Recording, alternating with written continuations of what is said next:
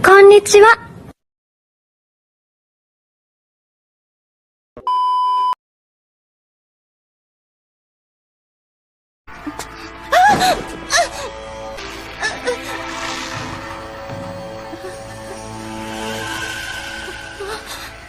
Nung oras na yon, para makapag-iwan ako ng bakas habang dinudukot ako ng mga taga-kumo, naisip kong putulin at ihulog ang ilang piraso ng buhok ko nang hindi nila nalalaman.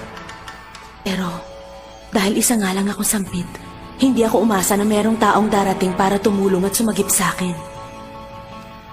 Nung malapit na kami sa hangganan ng bayan at inakala kong tapos na ang lahat,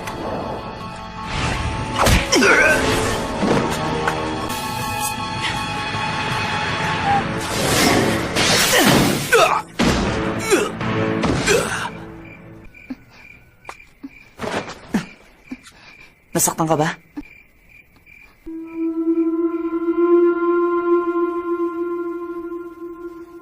Narito ako para iligtas ka.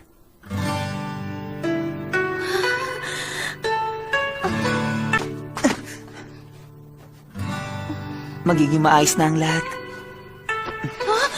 sandali!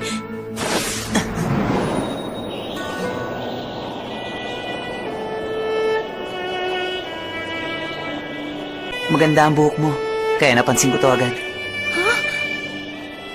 Napansin mo pero hindi mo naman ako tinutulungan. Paano kasi? Alam ko naman na malakas ka talaga. Na kayang-kaya mong sarili mo. Pero ang laban na to, isa tong laban sa pagitan ng dalawang bayan. Iba na to sa mga naging laban mo dati. Kaya naman,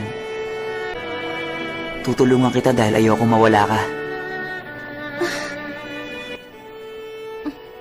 Kahit isa lang akong sampid. Matagal ka na naninirahan sa bayan ng Konoha, hindi ba?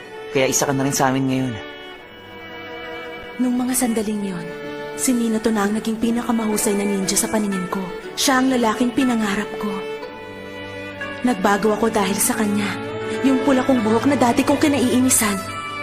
Yun din ang naging dahilan para makilala ko ang taong nakatakda para sa akin. Yun ang nagsilbing tali ng tadhana namin. Simula nun, natutunan ko ng mahalin